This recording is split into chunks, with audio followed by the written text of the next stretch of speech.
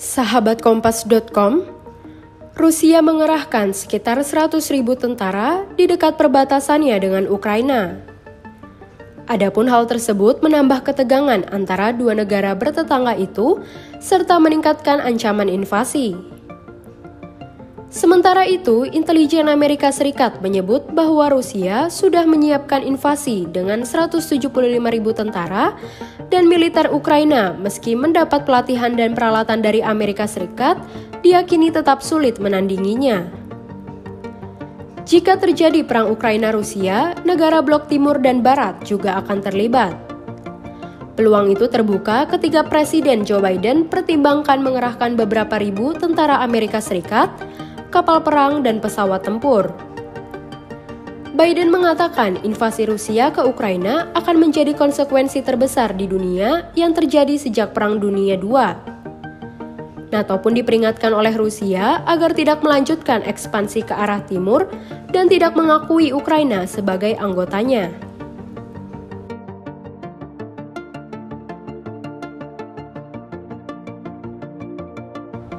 Pada dasarnya, Putin sedang berusaha menyusun ulang batas-batas Eropa pasca Perang Dingin, membangun zona keamanan yang luas, dan menarik kembali Ukraina dengan paksa jika perlu.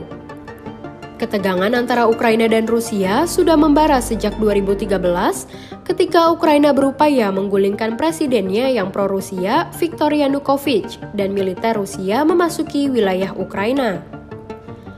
Imbas kondisi tersebut, Rusia mencaplok semenanjung Crimea yang otonom pada 2014 dan mengobarkan pemberontakan separatis di Ukraina Timur.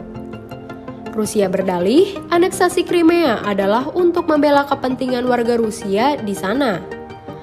Namun pencaplokan itu tidak diakui oleh sebagian besar negara. Tak lama kemudian, separatis pro-Rusia di wilayah Donetsk dan Luhansk di Ukraina mendeklarasikan kemerdekaan dari Kiev sehingga memicu pertempuran yang sengit selama berbulan-bulan. Gencatan senjata sempat disepakati pada 2015 tetapi sulit ditegakkan. Perdamaian total tak kunjung didapat di tengah perang Rusia-Ukraina yang menewaskan lebih dari 13.000 tentara dan warga sipil.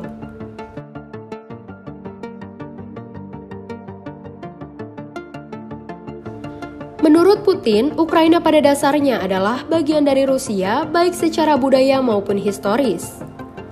Vladimir Putin yang kini berusia 69 tahun dan berada di senja karir politiknya, juga disinyalir berniat memoles citranya dengan memperbaiki apa yang dilihatnya sebagai bencana abad ke-20 yaitu pecahnya Uni Soviet. Ukraina, negara berpenduduk 44 juta orang yang sebelumnya tergabung dengan Uni Soviet, dan berbagi perbatasan sepanjang 1.900 km dengan Rusia, menurut Putin dapat meningkatkan kekuatan negaranya untuk bersaing dengan Amerika Serikat dan Cina. Putin turut sinyalir berusaha meningkatkan dukungan nasionalis di dalam negeri di tengah pandemi yang berkecamuk dan perekonomian yang tertatih. Pada 2021, Rusia juga dilanda demo anti-Putin terbesar dalam beberapa tahun oleh oposisi. Sementara itu, Rusia beralasan bahwa penempatan ratusan ribu pasukan di perbatasan adalah antisipasi ekspansi NATO ke arah timur dan reaksi terhadap hubungan intensif Ukraina dengan aliansi tersebut. NATO meningkatkan dukungan untuk Ukraina dalam hal persenjataan, pelatihan, dan personel. Rusia pun menuduh Ukraina meningkatkan jumlah pasukannya sebagai persiapan merebut kembali wilayah Donbas, tetapi Kiev membantah tudingan itu.